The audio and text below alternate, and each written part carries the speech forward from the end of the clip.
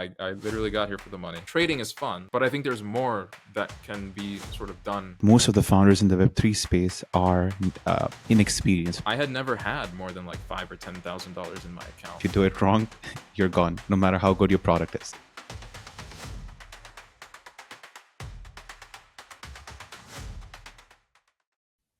And we are live. Hey everyone, welcome to the first episode of the Nalikes Podcast. I'm Talha Asif, your host. And in each episode, we bring you insightful conversations with the founders and builders who are shaping the future of Web3.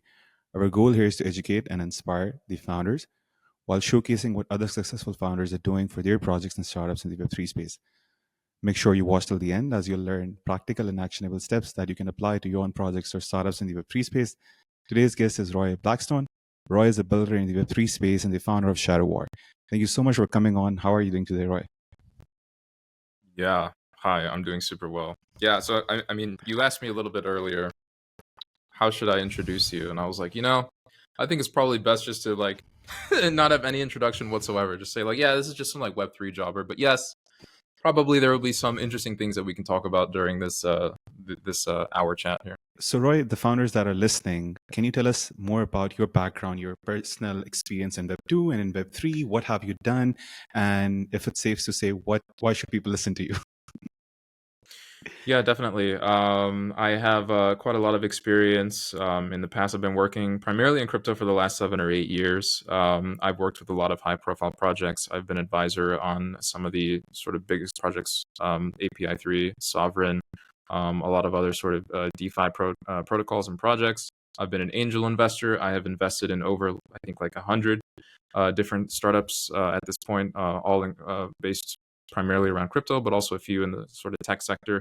I had my own venture capital fund a few years ago that was managing over $20 million, and we started that in the bull market and closed it as soon as the bear market started. So we made a lot of money for people, and we ran off into the sunset and never looked back. So that was quite a success story.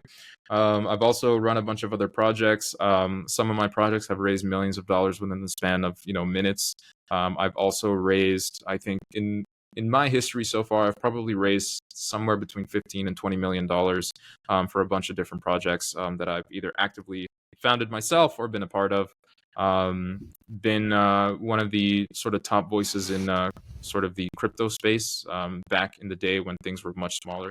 I'm like pretty irrelevant now at this point, but that was one of the sort of things that was really my calling to fame. Member of a bunch of different sort of organizations and such. So, I have a little bit of experience. I've also run software development teams, primarily remote. I have run teams of upwards of hundreds of people before. These are individuals with experience at places like Meta, Twitter, etc. So I have some level of experience, and I think I maybe have something to say. And that's a quick TLDR on me. So I got into crypto when I was like, I want to say like 21 or 22.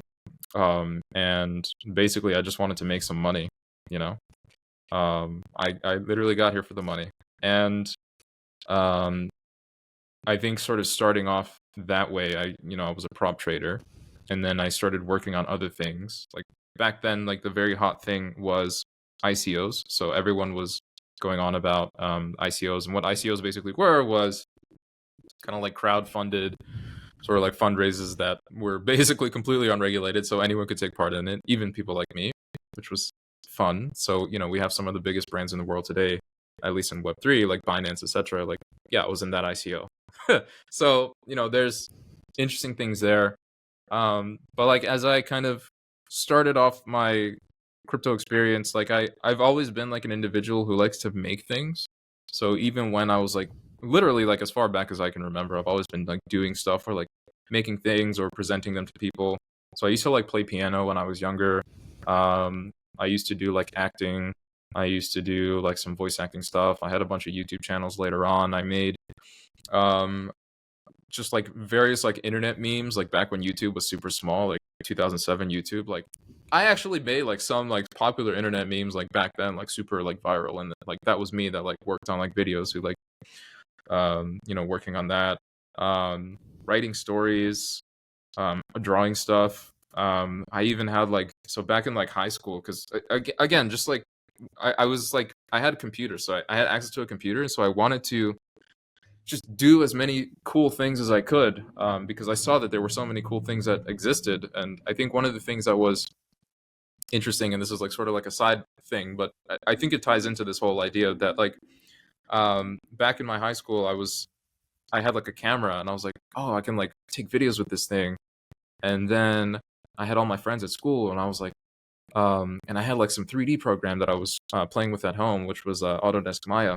And I was like, wouldn't it be cool if like I did like some sort of like UFC thing and had all my friends like beat the shit out of each other, and I like recorded it on on camera and like made like this whole thing. And so that's literally what I did. Like it was called like the I won't mention exactly where, but it was like location fighting championship.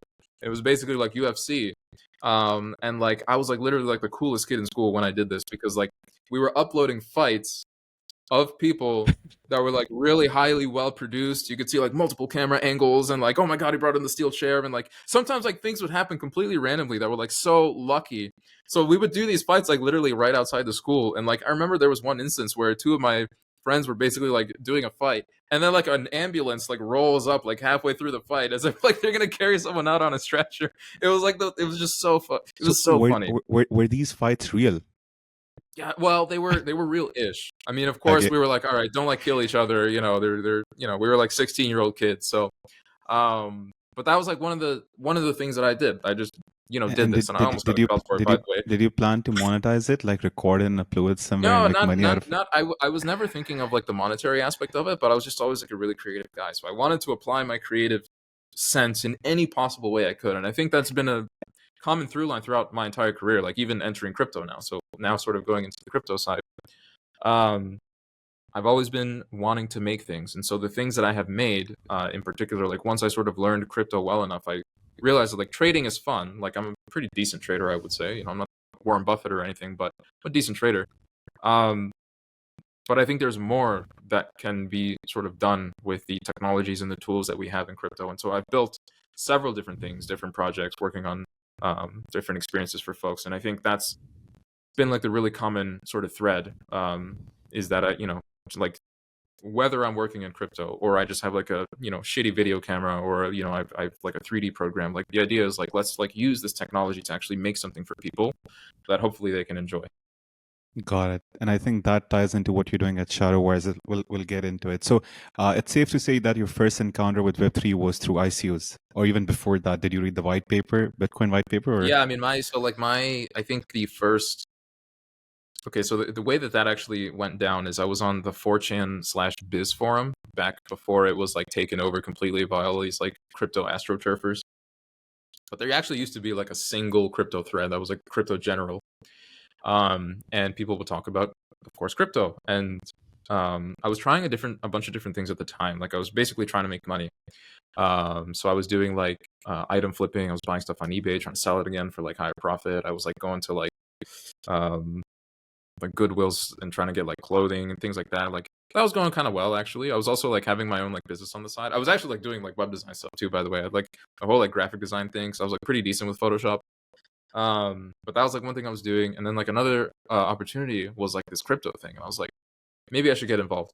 and So if you mind sharing, how exactly was that? Was it a friend, or was it a blog, or was it like a news, or what was that? The exact thing that, okay, there's something called crypto.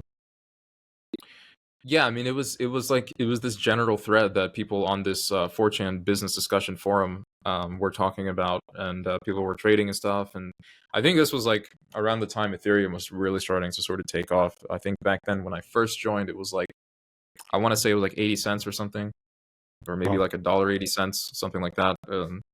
And I just bought in. I bought in with like $20. And this was back in the days when the only crypto exchanges that existed were like Poloniex, which no one even knows what that is anymore, and You know, Bittrex, which also had to shut down. No one knows what that is anymore. But the total amount of like altcoins, they were called like altcoins, shitcoins, even back then, but there were only like 20 of them. So you literally saw the entire crypto market cap on Poloniex on a list, and you could trade them. That was it. That was like that was crypto. And so I started buying some coins here, and I sold them there, and I was like, huh, I've like I actually made a little bit of money. Interesting. So then I was like, well, maybe I should put in a little bit more. So I did that. And that, sort of went from there. I learned a lot about just markets in general. I had like invented arbitrage before I even knew what it was. So like, um, there was one new token that basically launched, and it was valued on one exchange at like $1 or something, and on another exchange on Bittrex it was like 3 times as much. And I was like, wait, why don't I just like buy it here, withdraw it, deposit here, and then just like sell it? Can't I just like do that infinitely? So that's literally what I did. I was like, is this legal? I thought I was like breaking the law or something. I was like, there's no way. I'm just like literally just like printing money in the same day. I made like, I don't know, I made like $5,000 or $10,000. I'm like, this is insane. Like, how is this legal? so so that was like one thing. And then I later learned like oh, like that's arbitrage. I was like, oh cool, like I invented this thing that like, it already existed, but like it sort of arose, in my mind. Sam Bankman-Fried also started with that? Do you know his story? Arbitrage. Yep. Yeah. He started his story was the Japanese arbitrage, the Japanese Bitcoin exchanges. Yeah, definitely. Amazing. So you figured out, okay, so just to summarize, you were a creative person. You had this entrepreneurial thing in you and you wanted to make money. These were the 3 things. And then you found this crypto thing where you're like, okay, all the other things I'm doing, if I were to put it this way, you made more money in a shorter span of time than you did with any other business or venture that you did in the past. Yeah, exactly. Yeah. I mean, also because I saw like there was the opportunity basically to like really compound your gains, because if I took $20 and I made $40, well, what's the difference between that and $2,000 and $4,000? Nothing. It's just 2 zeros. And this is like a market where you actually can do that because it's just like abstract. It's just numbers. So I think the scaling aspect of that was much more interesting to me than anything else I was doing at the time. I was like, well, this is like, we're not far away from like, potentially making tens of thousands of dollars. Got it. Very interesting. So you figured out this arbitrage thing. You were there when there were a couple of altcoins. So you were investing, you were making money. So you got in with let's say like the way I got in. I got it with NFTs. Like, so you saw that there is potential to make gains, but at some point you might have realized, okay, Web3 is more than just making profit. It's more than that. So for those of that are watching, they might be familiar with Web3. So we won't get into that. But when you really understood like the whole Web3, like what the space is about, what was your stance then, and what does it mean to you? Like, what does Web3 mean to you personally, apart from the gains thing? Well, like, what does Web3 mean to you? Well, I think it's sort of interconnected with that. I mean, when I think about it, and I've said this to a few different people, like in private, I really believe that the nice thing about Web3 and the nice thing about crypto and this sort of decentralized thing that we have going on, it's a very nice story. It's a place where anyone can go. Like literally, people who have like, I call myself like a no skill jobber basically, because I have like no marketable skills. I say this a lot, but people like me can get into crypto and make a lot of money, or you can get in and you can find a job, or you can get in and you can make cool connections, or you can get some like kind of like new experience that you otherwise would not have had access to.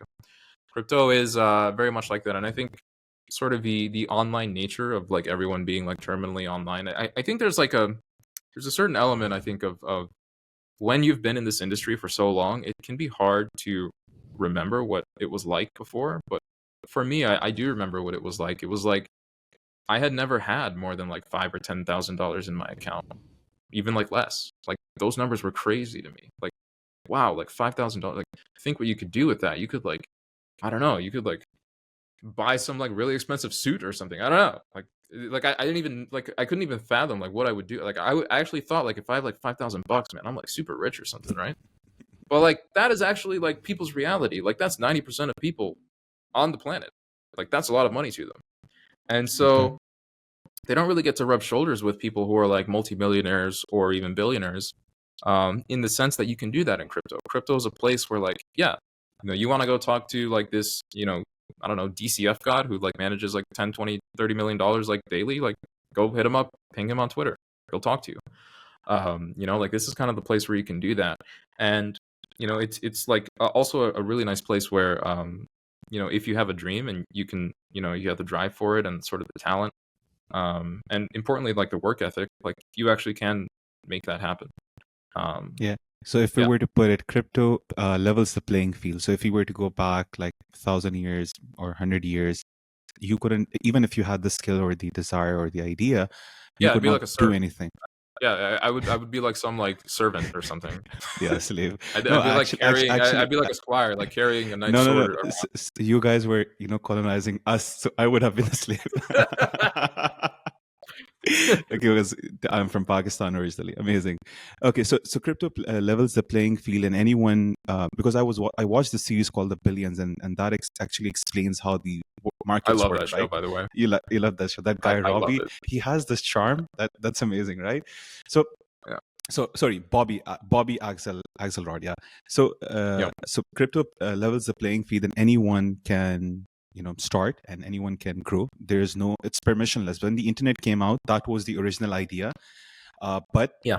what happened in Web 2 was that the power was secured at the control was secured at the center of the network. With crypto, the value has to go at the edges of the network. So that's amazing. Amazing. So Roy, how do you see the current state of Web3, and what trends are you most excited about? Hmm. I think Web3. I find it. I find that it is in a sort of difficult position. And I'm not entirely sure why. It feels to me in many ways that like maybe there is too much interest in sort of these kind of vain things. Like people have kind of realized that like now let's put this a different way. Like everything has sort of been min-maxed. Like the metagame has sort of been solved in many ways. That's a really good way of putting it. I think the airdrop meta, right, is like a thing that people talk about. The sort of meme coin meta, and the meta game has been figured out to the extent that everyone knows what a meta is. So when I say like the meta of something, people instantly know like, oh, he's talking about the meta game of something. When you actually make that sort of parallel to like where does the word meta game actually come from? It comes from like gaming and like chess and these sorts of games. It's like the game within the game. And so it means that in general you have discovered or gained so much proficiency in something that you actually can go that you've almost solved the actual underlying thing behind it. So now you're actually like on another level, sort of diving into sort of that level and trying to make gains. Even you're talking about like a 1% edge. That's really when you talk about like the metagame of something. And so now that we're talking about metagames in crypto, it feels in a sense that everything has sort of been solved. And I don't particularly enjoy that, because I think if everything is solved, then what is there left to explore? So I think there is, in some way, it's like almost like sort of an imposter. Like, there are probably more things that we can learn for sure. We haven't reached like the limits of what we can do with this technology, but it certainly feels that way. So I kind of feel like, the wider sort of people, the wider audience of crypto right now is in this very precarious spot where it's like, we've now earned like the mainstream adoption. What better form of mainstream adoption can you get than the government's literally saying, yeah, we'll make an ETF, of like the Bitcoin index. Like, we won. The crypto people have won, basically. But it's like, did we really? Like, what have we actually gained? Like, what have we made or gotten out of it?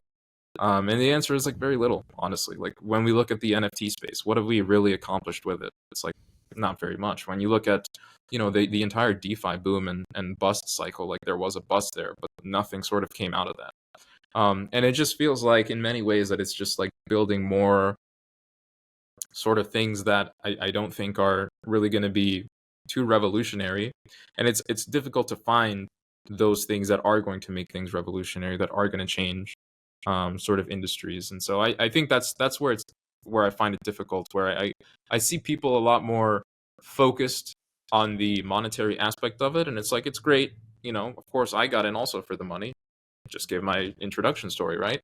But if the only thing we're talking about is the money, then I think it just becomes a game about that, and then the metagame is about the money, and then there's nothing left. So there has to be something more, I feel. Got it. So if I were to go back a little, you mentioned that the trend or narrative that you're looking at is the airdrop meta. So for those of the people watching that don't know what's an airdrop meta, because I want you to tell us like shortly what's an airdrop meta. I think Blast, Portal Coin, these were like a few projects who did it right way. And you were saying that people have figured it out, but still there are a lot of founders who struggle with that. So can you share some insights on if a founder is to use that meta for their project or startup, how would they go about it? Yeah, I mean, I think in general, I guess I'll speak about this from like the builder perspective. I've really learned, I would say, like I've learned an immense amount in the last year or so. I think probably all the lessons that I've had are like just like even things that you might find like historical. When like someone would have like a historical war with someone, it's like, how did they win this battle? Well, they did this like really unorthodox thing that actually like, well, it worked for them. So one thing that I've realized is, don't knock any strategy. All strategies actually are acceptable as long as they work. So if something works for you, you should do it. So, how can we tie this into the airdrop meta? So we have like this meta game now of everyone basically chasing an airdrop on the token launch. So if you're like a founder, you have to think about, you don't necessarily want to think about it in terms of trends. You want to think about that as a tool. So you can say like, okay, I as a company or a builder can do this airdrop. What does that afford me? What advantage do I get out of doing this? And then how do I want to go about doing it? And so I think it's a tool just like any other. And I view strategies as much the same at this point. I sort of have like this dispassionate view now. I'm like a realist. I think at this point, I've been humbled by the market. I think earlier on I was much more idealistic, and I think that also comes with age too. Like as you kind of get older, you kind of learn what works and what doesn't. But I think that even if something is like utterly cooked, like let's say the airdrop meta, like it's something that everyone has done so many times over, that doesn't necessarily mean that you have to not do it. Why should you do it or not do it? Is it because you want to be different or you want to be unique, or why? Because that's not a good reason. The actual good reason to do something is because it works, and the reason to not do something is because it doesn't work. So that is the context by which you need to judge any sort of strategy that you want to undertake. Got it. So if I were to summarize, airdrop meta is basically project founders asking the community members or the people that want to get involved in project to perform certain tasks in order to collect points or Yeah, exactly. So whatever. that's really like the basic strategy of it. It's like, okay, I'm a project founder. I am going to be releasing a token. How do I drive interest in my token? Well, I can give people that token before it even exists by way of this sort of airdrop. You Got earn a it. bunch of tokens, But and then you don't get you the think airdrop. don't you think it attracts the wrong kind of audience to a project? Or that does not really matter. You just want the numbers initially as a founder. I think it does. It certainly attracts. I don't want to say the wrong kind of audience, but it certainly attracts an audience, a specific audience, a very specific audience. And so you would be a fool not to keep track of that and understand that who is actively going to be seeking my airdrop, and Got what it. are their motives. Does it apply to specific kind of project or any project in Web3? So it's NFT drop, gaming projects, it's like how you're doing, DeFi projects, or is it still apply to specific projects or this airdrop Yeah, I meta think thing? like I said, I think it's a good tool. I think some people, some projects, have used this fabulously, marvelously well, and executed on airdrop amazingly. Some projects have used an airdrop as a crutch, and we have seen that they have not succeeded in the least. Because one thing Why I've do you learned is that, why do you think is that? Because that's where the insights are, like why people fail. Because from what you were saying is that this tool works, and today itself, or even in the next few years, if people are launching projects, they can use this tool to yeah, grow their project. But why do yeah. the people fail? Like, can you share insights on that? Like, what can the founders, do to avoid failing? Yeah, yeah. This is a big conversation I've been having recently. Just thinking about sort of the abstract level, like why do some companies fail and other companies succeed, in particular in Web3? Because I think the failures that we see in Web3 are different than the failures that we see in traditional business. In traditional business, well, how does a business go out of business? Well, their costs are higher than their revenues, basically. That's the TLDR of it. But when you think about in crypto, even if you have like a really strong revenue, which is not many crypto companies, but let's suppose you have a company that has a strong revenue. If you were to release a token and that token goes to zero, you're a scam. Like irrespective of, however great your sort of company is on the fundamentals of it or whatever. I have seen, and like we've actually seen this in real time. Like there's projects right now that have treasuries bigger than their market caps.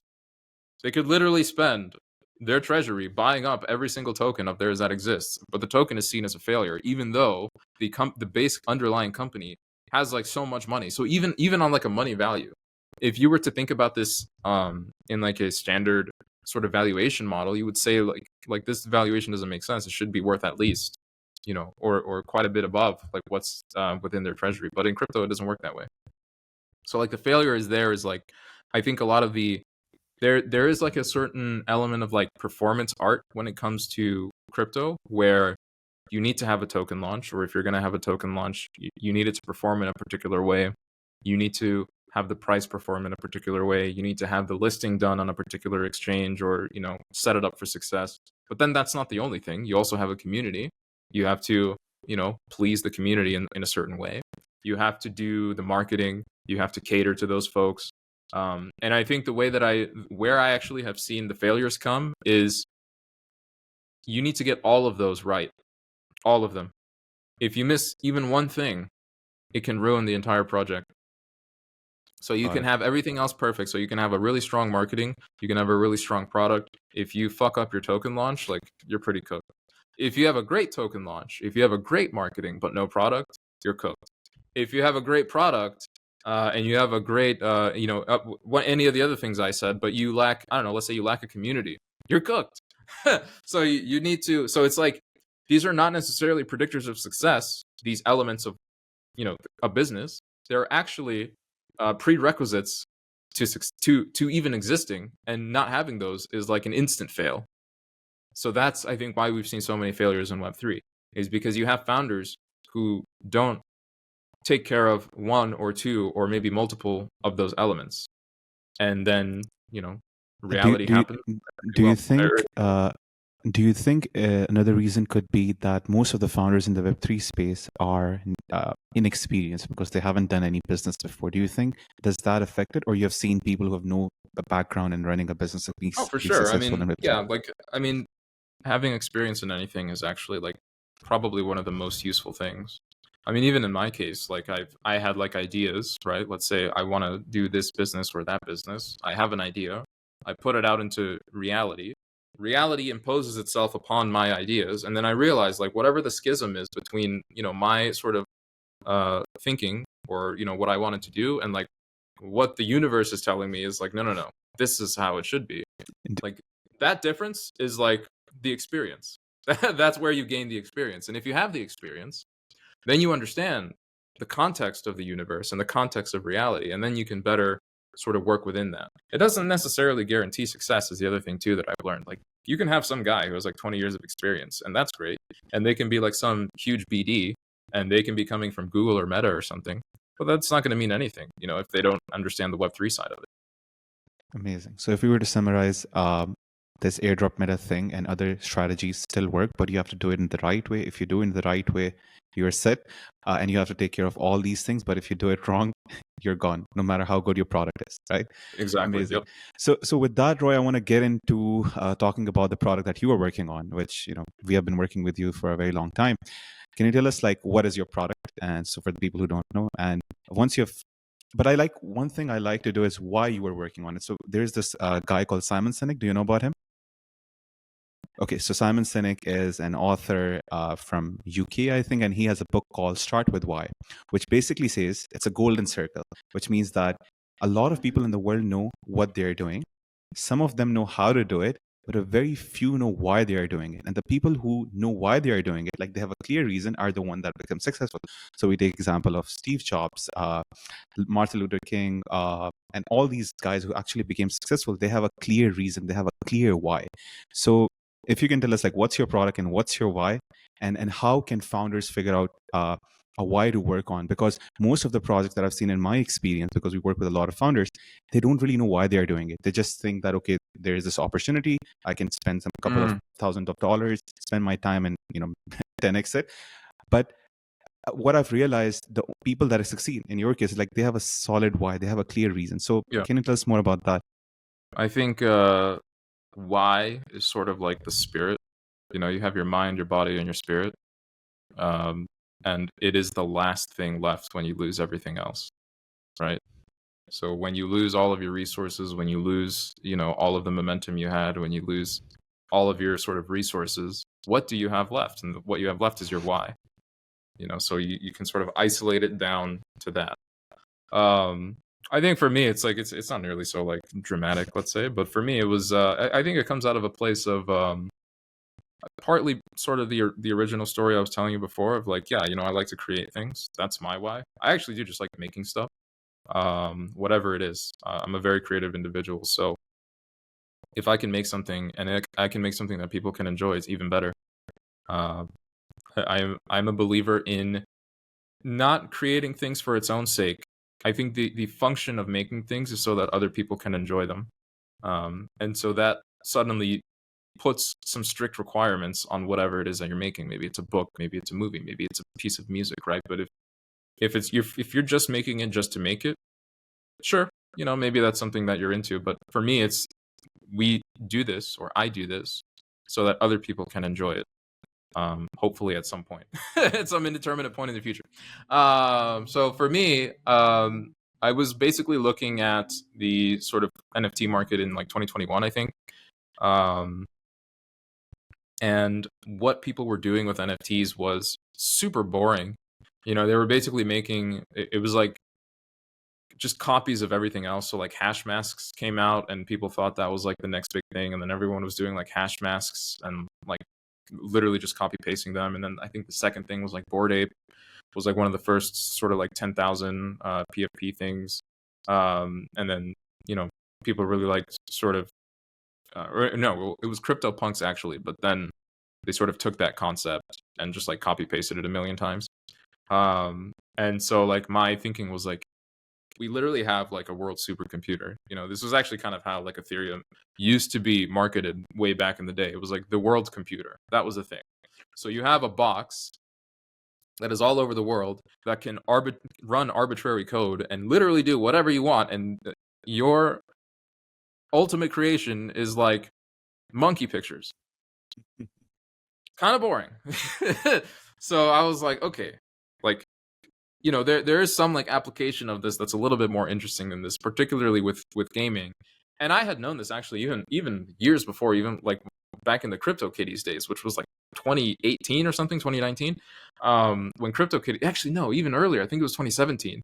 CryptoKitties was like this sort of like Tamagotchi game on Ethereum, and it completely like it blocked all of the blocks, all the Ethereum blocks were like just full of CryptoKitties. It was super funny.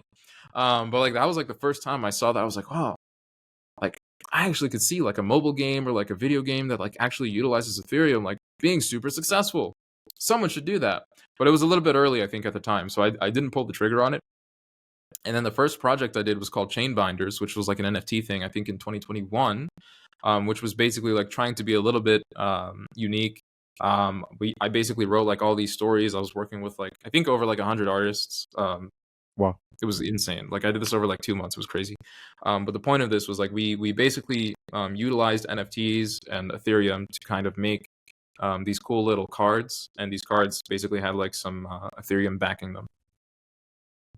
But that was like the first thing. And from there, I had a lot of people asking me like, hey, like that was like really cool. That you basically did this sort of like world and no one else is really doing this like level of writing and like really gamifying the experience and everything. Like, when are you going to make this a game? And I'm like, well, I mean, it would be cool, but like, I don't have like 100 mil just like laying around to do it. So I'm not going to do it. But then, time goes on and I was like a sort of brain virus. I was like, yeah, but like maybe I could do it, but like, I don't know. And then like eventually I was like, all right, I will try. So that was sort of like the inception of Shadow War, which is like so just a little bit about Shadow War. It's a 5v5 hybrid action title. It does utilize NFT elements, crypto elements. But it is also a game. It's a game that you can just sit down and play. I want to add a few things here. So, like the way I got into this space was my background is I've been also, again, I'm originally an immigrant from Pakistan. So, being an immigrant, I had to do things. And my mother told me that the only way to get ahead in life was study hard and get good grades. And that's what I did for 12 years. And I realized in university that if I do that, I'm just going to ending up getting a job. I don't want to get a job. So, I focused on two things, which was learning skills, right?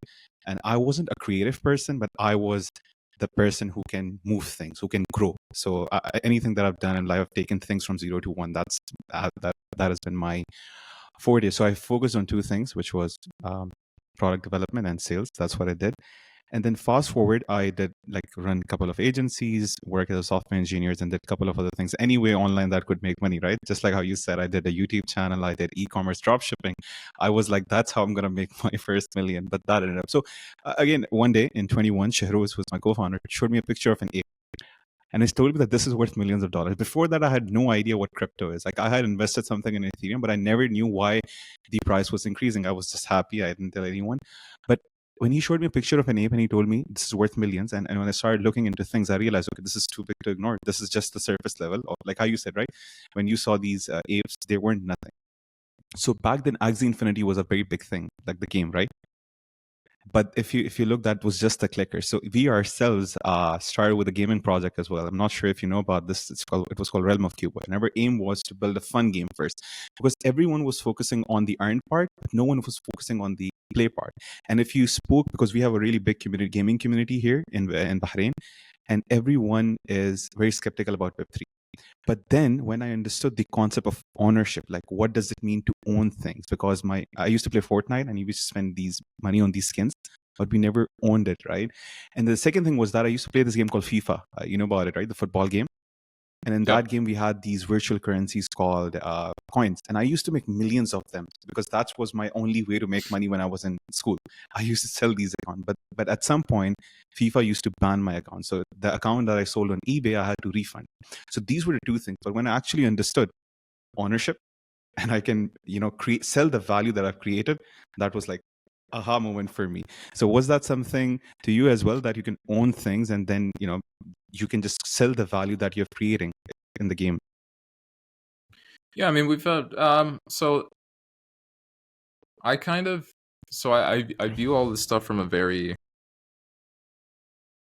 broad overview, I guess. I actually try to zoom out as much as possible. Like, how macro can I get? What's the forest here? I don't want to look at the trees. I want to see the forest. And what do I actually see happening in the games industry? And what is actually happening is we're getting closer and closer to crypto primitives as time goes on. So I've explained this in a few different ways, but to give a basic TLDR, like even in the sense of like value transfer. So back in the day, so you have a customer and you have a company. Company makes game, gives game to customer pays, they play the game. That was the original model. What ended up happening in the early 2000s going into the 2010s is company gives game first, gives it for free. The player plays for free. And then the player can maybe give money to the company if they want based on like a microtransaction model. So like what I'm actually seeing is the value is starting to be inverted. And so I think what's the sort of final distilled version of that? It's like company makes game, company gives to consumer also gets paid by the company. That's like the final version of it. So I see this as, just a natural evolution when you look at gaming markets. When you look at, for example, like the Steam marketplace, people trading CSGO skins, when you look at World of Warcraft and those sort of player economies, when you look at EVE Online, they're all trending towards crypto. Irrespective of what Web2 gamers will tell you about crypto being scams, they want crypto. That's what they want. They want to own their assets. They want to trade their assets. They just don't want to, deal with the sort of pomp and circumstance involved with crypto at the moment. But that will change. So that's really the way that I see it. It's like it's a big technological shift, and I think people who understand this, who sort of have this macro view of it, realize there's like a massive opportunity here, because all of the games in the future, I think, in 5 to 10 years from now, when every game is using these crypto elements and there's a token behind every game, people will look back at this time period much in the same way that we look back at games from 10 or 20 years ago and say, like, wow, that's a little bit dated. Like, wow, they didn't have like any live service, or they didn't have like a day one patch, or oh, that's interesting. Like, oh, like that game, they didn't have a token. That's crazy. So I think that's how people are going to see this stuff in the future. And so I think that there is like the opportunity. Got it. So this is how you figured out what product to work on, but how can founders who are starting out or who are already working think of choosing an idea to work on? Because as we are, right? Because personally, we work with a lot of founders and we've seen that most ideas fail, right? And it's not about the idea, it's all about the execution. So I personally am, just waiting to find the right idea, because any idea that I come up with, I don't have enough conviction, right? But you had an idea, had the conviction, and went ahead and did it. So other founders that who are sort of in a limbo state or starting out, how they can decide to choose an idea? Is it that they just go ahead with it? So I think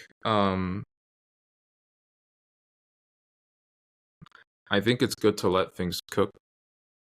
So if you have an idea and you feel strongly about this idea, why not wait? This is like anti-business advice, because I guess the basic thing was like, get out there and go do it. No. If your idea is so good that it's such an amazing idea, this idea will have control of you in 2 years. You will still think that this is an amazing idea, right? Now in crypto it's a little bit differently, because technology always changes all the time. So you have to if you have a crypto idea, you have to be fast. So speed is of the essence. But if you have a really amazing idea, I'm not saying wait 2 years to do it, but if you forget about this idea next month, was it really such a great idea? Probably not. But if it's great ideas are sticky, like they stick in your mind. I still think about ideas that I had like 6 years ago. I had hundreds of ideas, but I think of particular ideas that I think about in terms of like stories, like, that would be a really cool story. Like if I still think about this like 5 years later, it's probably a really good story to write that needs to be written at some point, right? And so it's the same way with business. Don't you think this puts the founder in an analysis paralysis state, just thinking about an idea? Because I think you should almost, in a sense, like forget about it. And by the way, like, again, we live in a very fast world. I don't want to give people anti-advice, like, oh, Roy's advice to run a business is to do nothing. No, but I do mean, like, give it a little bit of time. If you feel very passionate about an idea, chances are you will still feel passionate about it next month. If your idea is, if you're really making the next like Amazon or the next Meta or something, that idea will still be there waiting for you. So that's like one way that I think, and sort of giving yourself that time is going to allow you to just sort of really think about it in a different light, in a different time, in a different perspective. And then that is going to inform your decision when, if you do want to pull the trigger, if you think about an idea for like a month, you're like, yeah, I'm like really like feeling this idea, let me do it. Then sure, go do it. But like for me, like for Shadow War, like when I started Shadow War, I didn't do it right away. Like I said, I had people telling me like, oh, you should do a game. And I was like, yeah, maybe. And then I started thinking about it. And then like it wasn't until like 6 to 8 months later that I was like, okay, let's try it.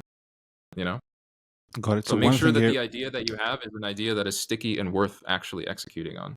I have a point here before we move on. So I've been a part of Y Combinator. It's like run by Paul Graham, the founder of Yahoo. And he and in his cohort in Y Combinator, if anyone goes there, two things: ship features and talk to your customers, which is basic. Like even if you have an idea, you have to put it out there in the world to validate it. So that's how people do startups in Web2. But in Web3, do you think that same approach can apply, or we have to take what you said? Okay, so there are two things, right? One is that choosing the idea to work on, and your advice was that on that, let it cook. If it sticks, then you take action. But on the other hand, once you do decide to work on it, the only way to validate is putting it out there. So do you think, does it same apply in Web3, that you have to put your idea out there to validate it, or you don't have to follow the same approach like it's done in ideas are seeds. And I think, I see this like directly when I work on anything creative. Very, very funny, because I'll have like an idea for something, and maybe I'll like write like a piece of dialogue, or I'll write like a scene or an idea or something. I'll send it to someone and they will instantly start tearing it to shreds. I'm like, no, I am not sending you a finished fucking manuscript. Excuse the French. I am sending you. I want you to judge the idea. Tell me what you think about this abstract. Um, but the thing is, it's like the point here is that you have an idea. It's very fragile. So what you need to do is you need to nurture it for a little while, but eventually that idea does need to go out into the world, and it does need to go against reality, and it does need to grow, and you need to see, is this idea going to grow into a powerful, strong tree, or is it just going to sort of die, and you will see that. And I think the first step of that is just having a conversation with someone else. Like, I have an idea for this new, I don't know, I want to make a new app. Work on it for a little bit, make that idea a little bit stronger, nurture it a little bit, think about it. But then you need to present it to someone else.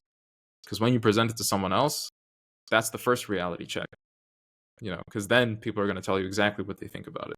In the same way that perhaps I send maybe like my writing too soon to someone because they start tearing it to shreds instantly. And I'm like, no, I'm not asking you to do like a grammar check on my writing, my guy. But like, that's the thing. That's what people do. So it's useful to do this. I think so for sure. I mean, if you just have an idea forever and you never tell it to anyone, it's like, great. How many people have died who had great ideas that no one ever knew about? Well, we don't know about them. So Yeah. sorry. I read a book is that the most valuable piece of real estate, what's the most valuable piece of the real estate in the world? Is it like empty land? It's graveyards, because billions Graveyards. of graveyard, because there people are buried who had ideas but never took action. I mean, this is very interesting. I get that. Yeah, this is very interesting for me and obviously for the people that will be watching. So as a founder, so there are two things, right? One is you get it out there in your friends, family, co-founders, public, and get that idea. But to what extent a founder should have conviction in his own idea? Because I'll give you an example. When I was starting out, I had the conviction that the money is in shovels, not in the gold. And when I put this idea out there, not many people believed on it. But at that time, I had to have conviction and idea for 6, 7, 8 months until it finally came to fruition. So my question is, what's the right balance where the founder should have conviction? Oh, that one is that's one of the hardest questions, man. That is like, it is so subjective and nuanced because you actually can be an absolute fool for years. You can. And two things will happen. Either you remain a fool and maybe your business dies and like, why did you ever start it? You're an idiot. Or maybe at the very end of that process, the world can realize, maybe you get some market validation and suddenly it's like, oh, wow, like what a genius. It's like amazing. Like it was so obvious. Why didn't anyone else think of it? So I think that is like, it's super hard. It's super nuanced because like you have to realize at what point you worked on something enough, or at what point, if you've been working on something for like 6 months and like things aren't working, is it because the market's not ready for it? Is it because maybe the general sort of technology is not there? Is it because you just didn't have the networking experience? Is it because you didn't have the business experience? Maybe it's because the timing was wrong. Maybe you just needed to spend an extra 2 months on that and it would have worked out. Like, so there's a million different reasons that it can be. And I think it's difficult for founders to sort of zero in on that. I think one thing that would help, that has at least helped me, is reading other people's stories. So if you look at, for example, what's that guy's name? Jensen from NVIDIA, CEO of NVIDIA. Yeah. One of the first, he had this idea for like CUDA on GPUs, on graphical units, and everyone hated it. It didn't work out. The very first NVIDIA chip was an absolute failure. And so if he stopped there, then, hey, he just tried a company and he failed it. And maybe he moved on to the next thing. But he didn't stop there. He kept going. He put his heart, he put his soul into this. He sacrificed. And eventually he persevered. And he actually proved the entire world wrong that, yes, putting this technology on GPUs is actually a really good idea, as we have seen. So you can have moments like that where you can feel like the entire world is wrong and you're right, but also you don't want to fall victim to that because, I am not Steve Jobs. You are not Steve Jobs. Don't think that, you're Steve Jobs. Like, you have to balance it. It's a tough one to balance. You have to balance, like, am I wrong? And it's okay to be wrong, or is the market wrong? which is hard. Like when you make a statement like that, that's a very like declarative statement. So you need to, it's what is it, like extraordinary, claims require extraordinary evidence or something like that.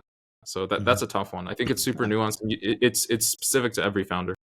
Yeah, I'm personally enjoying this part of the podcast. I read this book called The Outliers, and basically says that why certain people became successful.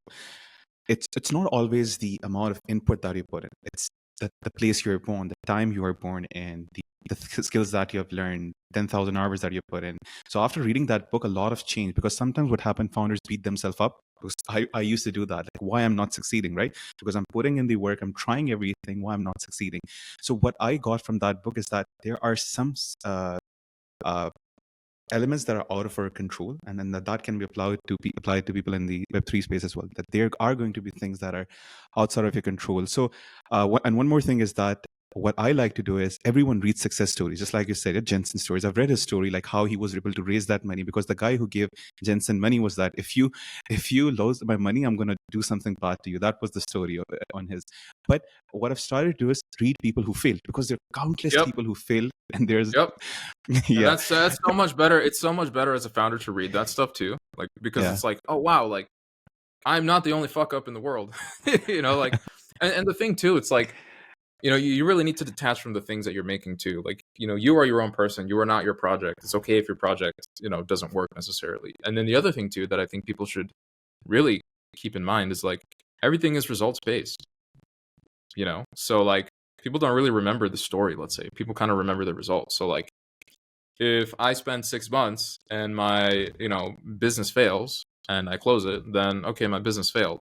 But if I spend 6 months and my business fails, and then 2 months later I pick it back up and it turns out it was a success, then all of a sudden, oh, what a genius! Like you had such a foresight. You're so amazing. Like how is it that you thought of it? It's like overnight success, right? yeah, exactly. Yeah, exactly. It's like overnight success takes 10 years. Amazing. So the summary is, if we were to summarize for the founder, is that if you come up with an idea, especially in the Web3 space, because that's where we are focusing, you have to let it cook. Because if the idea is good enough, it will stick and it'll come back. If it never comes back, they should just let it go. And then once you have enough conviction to go ahead, you need to put it out there. But you have to find the right balance of getting feedback from people and then having your own conviction as well. And it's very subjective. It's not like how much conviction you have in yourself and how much you should listen to other people. It's something that you'll only learn with practice. So that's a safe way to summarize what we talked in the past few minutes, Yep. right? And then there's also like the final thing too is like if you have an idea and you are executing on something, and I think this is valuable to know as well, you will definitely approach times when reality or things happen, and you will have to make a decision on like, well, what actually am I making? Like what is important to me of this thing that I'm doing? Is it the processes? Is it the creative aspect of it? Is it maybe the networking or the socializing? Whatever it is, like sometimes you will the mission or whatever it is you're doing, you'll change. Maybe it's like a business pivot, right? Maybe that happens. But you have to think to yourself like, you can't think of it like, oh, like I'm losing an arm or something. No, it's like what part of it, what is the part actually of this thing that is important to you? And that usually doesn't change no matter what sort of changes on that, element of the business itself. So that's another thing I think that helps founders. Amazing. So Roy, you are a founder in the Web3 space. Your project has good traction. You have even raised, so you have done things right way. So what were some of the biggest challenges, if you were to summarize, that you faced, and how did you overcome it? And like, what was your strategy to deal with them that other founders can apply? Because one thing I've learned is that prescriptions does not work, right? So if I were to follow exactly what you did, it won't work, right, for me. And if I were to tell you what I exactly did, it did not work for you, because there's so many factors that are out of control. But there can be some insight, some guidance, some a framework to deal with challenges. So what were the challenges and how did you deal with them? And how can founders who might be facing those challenges right now, that could be fundraising, that could be product development, that could be go-to-market, that could be marketing. Give me your 3 biggest challenges and how did you solve them? And what's the framework that founders can use? I'll just give you the framework because I can't think of 3 challenges. I can think of like 30, I guess. But I think the framework for dealing with them is better. I think first, accept that you are going to be challenged in more ways than you can possibly imagine. At every possible level, you actually will be challenged. Every level. And so if you're going to be running a business, you have to understand that that is what you are electing into. Before you even start, just be like, yes, this is going to fucking suck for the next, I don't know. Because eventually, maybe it fails, maybe it succeeds, but both of those are actually after a long, hard period of like, hellish work. Even the failures. If you fail your business after 2 years, it was just 2 years of hell concluded by failure. And that's it. So you have to accept that that is what you're electing into first. And then secondly, when you have a challenge, you must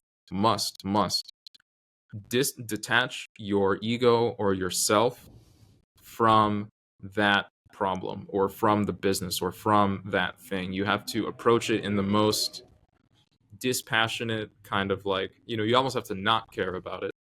We talk a lot about passion, I think, in the modern day. It's like passion is good. It's not good when it comes to business, especially when it comes to dollars and cents. So you have to treat things in this sort of dispassionate way. And if in so doing, you will strengthen actually that tree, going back to the tree analogy. The tree wants to grow, but the only way that tree can actually grow is, sort of if it's done, if it grows in a strong way. You want a strong tree. What does that sort of entail? It means it's strong against the wind. It's strong against the cold.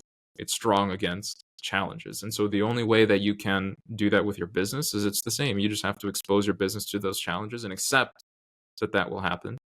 And sort of, you can't protect or shield your business from a challenge. You have to, okay, this might be something that is super costly for us as a business, but I don't want to face reality and admit that this is a cost that we need to reduce. That might be like a super concrete way of sort of thinking about it.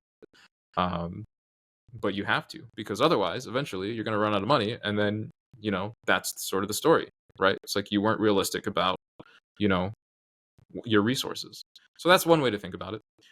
So I would say those two things, just accept that things are going to happen. It's going to suck. And two, detach yourself and be dispassionate when dealing with those challenges. And then, okay, so let's say when you start as a founder, for those of you watching, know that this will suck. So like Elon Musk says, it's like chewing glass and staring at the abyss, right? That's how a startup founder is being run. So know that things will suck. And when they do go wrong, you have to detach your ego from itself, because I think it's a very good point, because when we have ego attached, we take the wrong decisions, right? I read this book called Ego is the Enemy, and there were lots of insight from that book. So detach your ego so you can, but then how do you jump back? How do you solve that problem? Like that's missing for the founders, or it's also subjective, depends on the problem. Yeah, I mean, it definitely depends on the problem. Like everything is nuanced. For me, how I usually solve problems, and everyone is different. I don't know if everyone will necessarily agree with my methods, but my main method actually is I really like input. So like as much input as I can get. So what I will do is like, okay, I have like this difficult problem. Let me see what my marketer thinks. Let me see what my BD thinks. Let me see what my community manager thinks. Let me see what my artist thinks. Let me just run this by them. It's not often I'm asking my artist for, business decisions, but sometimes I might. But the point is that you have a company, you have a business. This is your team. Utilize your team. See what they think. Use their experience. If you have someone like, hey, like we're facing this particular challenge, and we have someone on the team who maybe in their past they actually had some very similar challenges. Like, I don't need to solve this myself. I actually can go to them and be like, hey, we're facing a very like similar challenge that you had. Like, what were ways that you dealt with it? And all of a sudden, you're getting their experience. So that's the way that I generally solve challenges. It's like, okay, we have this hard problem in front of us. Let me get as much input from as many different people as possible. See what everyone sort of thinks. Like, okay, this one thinks we should do this. This guy thinks we should do nothing, maybe. This person thinks everything's going fine. This person thinks it's not a problem. This person thinks it is. It's a huge problem, and we need to critically fix it. But the point is, you can get all of these different opinions, and then you sort of take that within yourself, and you're like, okay, like, what's actually going to be useful here? What is actually going to move the needle? What is actually going to improve the situation? And then you can make a much more informed decision, because now you have like 10 people sort of working on that problem. Even if they don't know necessarily that they're doing that, they're sort of giving you business advice. Got it. Do you think we should just limit it to our current team or closer circle, or we can just go on the internet and pick up the brains of some of the brightest people? Yeah, so I mean, I think again, it's another contextual thing. I usually only speak about like, so all of the problems that I have is, I mean, in business as well, are like really hard problems to be honest, like that have there is no clear like victory condition, or like if you do this wrong, it's like it's over for your business. And so everything is super nuanced, especially with, what I do. And so if I was to bring this question to someone sort of who doesn't have full context, I think it would be harder for them to sort of answer. So I don't really go too much further beyond my team. But sometimes you can talk. I would say like probably the most useful person to talk to, if you have the connects, is other founders. You can say, hey, I'm having this problem. Do you have any experience with this? Like, what do you think even? And because you're talking to a founder, they get it. They Yeah. understand the context, and they can give you some of that good advice. Or they can even tell you like, hey, I actually like literally had the same experience and I completely did the wrong decision. So now learn from Exactly. their mistakes. Got it. One of the ways I deal with such a situation is that, again, Elon Musk is one of my mentors. Like, not directly, but I follow him and I read his stuff. It's like he's doing the most difficult thing on the planet. He's electric cars. He's sending people to Mars. Those are actual problems. The problems that I have are not actual problems. What problems I face, there are already solutions out there. I just have to go get there. So that applies to what you said. Talk to people, and I tried. And the best way is like Google. Like you find most of the problems. Yeah. But yeah, that's very Yeah, it's like interesting. knowledge. This is something as well that I think about all the time. It's like this thought experiment that I like run with myself. It's like knowledge exists. The correct decision actually does exist. It's just like somewhere out there in the ether, and like I've somehow to find it. I don't know what I need to do, like, but it exists, And so like all I have to do is like, if only I had access to this like sacred knowledge, then I would know exactly what to do. But that's an interesting thing I think about a lot. Maybe it's like wishful thinking, but yeah. No. All right. So my next thing is that product, which is a big part of any Web2 or Web3 startup, and in your case as well, right? You have a big, really good product, which is a game, and then there are a couple of things. So my question is, how important is it for a founder to focus on building a product or developing the product? And then what are your advice from your experience? Should they? Because sometimes what happens, founders don't really think much about their product. They just think a lot about marketing. I had a recent founder that I was working with, like, I want to stop developing the product. I just want to focus on getting social numbers and getting tractions, and then I'm going to focus on the product.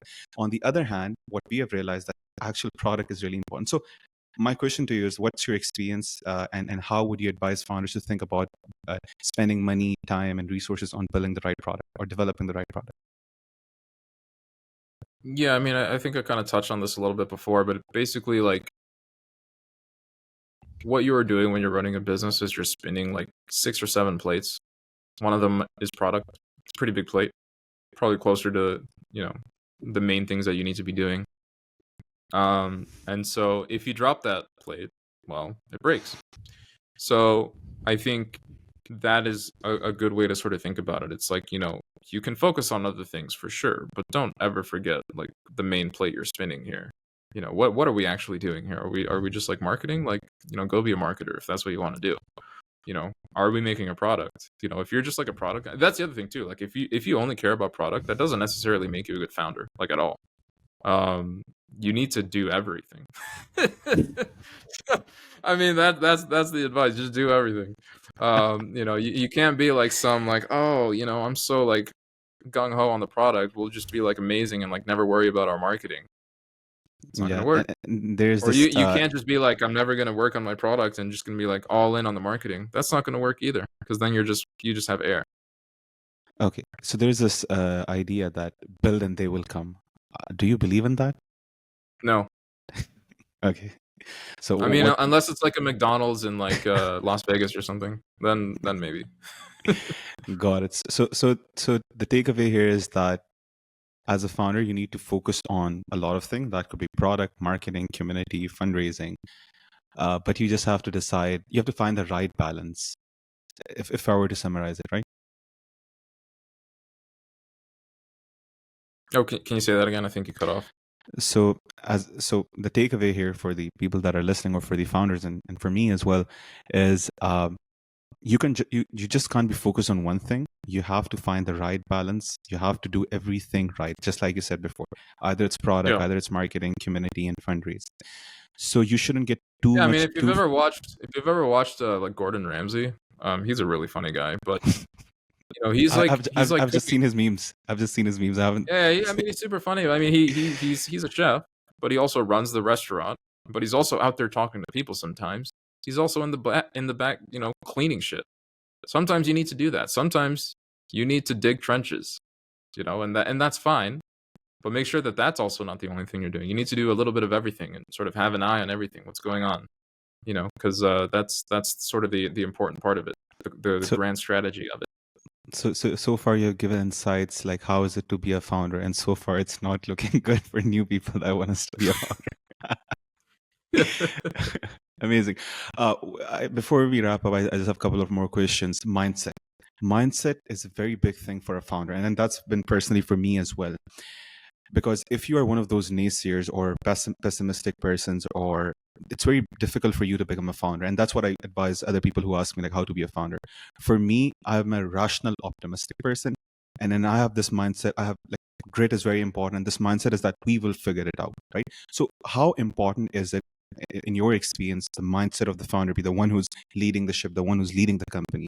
Because not everyone can think as a founder, right? Everyone is focused on their job. Like if Mhm. I'm doing a design, I just do design. But as a founder, you're taking a lot of things and you get all the bad news first. And sometimes you just have to keep it in and you don't have to let it pass through your team because the motivations would go down. It will affect Yep. the overall momentum of the company. So Yep. how can new founders or existing founders work on their mindset so they can succeed? Because I personally think mindset is the most important thing. Yeah, for a founder. Yeah, everything flows downstream, right? At a company. So that is culture, that includes mentality, that includes mindset. Um, you are basically running when you run a company, when you run a business, you are basically like the commander of an army. And the last thing you ever want to do is lose soldier morale ever, because that does nothing. Like you just like destroy your own army for no reason. So you have to maintain the morale. You have to maintain the sort of positive environment, even in the face of things that are like terrible. So like, okay, yeah, this terrible thing happened. I can't go and tell the company that it's great, you know. So I think that's one thing that people really need to sort of be aware of is if you're going to be running a company for sure, like it's like running an army, And I think having that context and that sort of analogy in your head is it's very helpful for sure. Um, So I think you can have you can be a realist. There's a space to be realist with maybe like your co-founder, but even then, you got to be careful with your co-founders because you don't necessarily want to let them down. Other people are going to have their problems, and usually when people have problems, they're going to dump them on you because you're the founder, and you just got to deal with it. So do, do, that's how it goes. do you and it has a lot to do with leadership as well. So do you think leadership is something that is natural or it's a skill that can be learned? Oh yeah, for sure. I think everything's a skill. Actually, I have the idea that you can train anything, you can learn anything, you can skill up in anything. I think leadership you can compartmentalize that down to a bunch of different things like speaking skills, crisis management skills, um, how you present. Influence. Sure, yeah, absolutely. So I think this is all like stuff that you can chunk down and actually learn. So yeah, anyone can learn to be a good leader. And then if you were to give just like again, and like what advice would you give to improve their mindsets as a founder, and especially in this space? Like what can they do, one or two things to improve their mindset? Oh, touch grass. Hmm. I think if you want to improve your mindset, I would say probably some really easy ways to do that would be just challenge yourself. Um, Challenge yourself in an arena or an area that you're not particularly good at, let's say. So if you're not a great speaker, go to Toastmasters. If you're not a great I don't know, if you don't do like crisis management very well, put yourself in a crisis management situation and see how you respond. Do that in a low stakes environment. And that will actually teach you quite a lot, I think. So that stuff will inform I your have leadership skills as you go. the insight on that is like I personally, growing up, my childhood has been very difficult, and we'll talk about that some other day. So naturally, I was placed in these situations where I have to figure out solutions. So when I was 16, I had to pay rent. I could get 100 out of 100 out of an exam, but I could not go out there and earn a single BD. So, and then what I have learned, and that can be a takeaway, is that it's like the title of this book, which means don't believe everything you think. Sometimes problem is this much, but in our head we make it this big. So what framework I use is when something goes wrong, and you have had the experience, like things have gone wrong with us as well. My advice on that is sit back, don't react, think what's the actual truth, and then based on that assess what can be done. So what I realize is that as a founder you need to have a calm mind, because if you're always worked up, you're always like, things of, oh, what do I do, will never go far. So as a founder, Nope. one thing that I work a lot is that being calm, then you can solve any problem. And like I said, right, anything that we face are solvable, because, and most of the time when it personally affects you, which means that, okay, if you have the runway of a company and you have to think about your salary and the salary of your employees, that's the most difficult situation where I can't even remain calm. So that's something I'm personally working on, but that's one advice, that don't believe everything that you Yeah, think. it's I don't remember who wrote this, but it was something along the lines of a true emperor will not flinch in the face of the routing of his army, nor in the face of losing an entire nation. You have to maintain composure in all instances, because there's always something that you can do. And if you can't do something, then what use is it to inspire fear in your troops? It's pointless, So Got it. I Last guess question. that's a Yeah. good mental trick, I think, that I actually do use quite a lot, is if I have a challenge or something is difficult or something new happens, don't necessarily minimize it, but understand that this is just a problem to solve. This is Got it. not the end of everything. The world is going to explode. My life is Yeah. over. People are going to laugh at me. Oh, it sucks. What am I going to say to my mom tomorrow? It's like, dude, just like solve the problem, dude.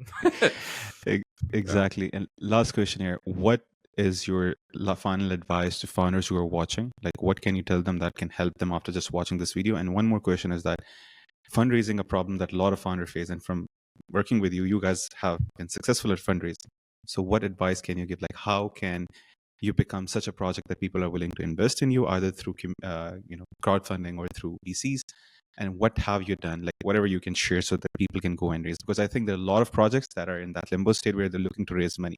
And I personally have the opinion that if no one is willing to fund you, just figure out ways to make money.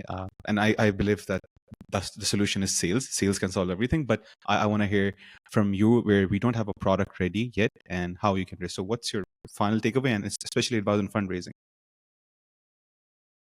Yeah, I mean, for fundraising, I have done a bunch. Like, when I actually look back in my career, I've actually raised like an insane amount of money for a bunch of different projects, which is kind of crazy to think about. I think for me, it really depends what industry you're in, but you need to be well connected. You need to understand, how to actually gain access to the people that actually make these sort of decisions. And the other thing too, it's like, I think the older I get, the more I realize that everything is just a checkbox. Whether it's like a fundraising or you're talking to a girl who you really like, it's like everything is a checkbox. They sort of run through. It's like, okay, is he tall? Is he dark? Is he handsome? Does he have money? Does he take care of himself? Is he smart? Is he intelligent? Is he witty? Is he da da da da da? Okay, I like this guy. It's the same thing with VCs, or it's the same thing with like fundraising.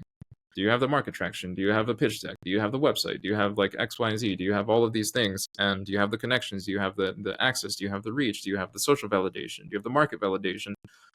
Do all of those things, and then you will find it's much easier to raise, because that is sort of like the minimum bar that I find a lot of founders can't even reach. So if you can reach the minimum bar, which by the way is like 100 different things, but if you can do those, you stand a much greater chance at actually like closing a raise than otherwise. So position yourself well. Have the right networks, and realize that everything is a checkbox, and check those boxes. Thank you so much, Roy, for coming on today and sharing the insights. I personally learned a lot, and that wraps up this episode for the podcast. I hope you found this conversation as insightful and as inspiring as I did. Please make sure to subscribe for the algorithm, so other founders can also learn from the insights that Roy shared. Thank you so much for watching, and see you in the next episode.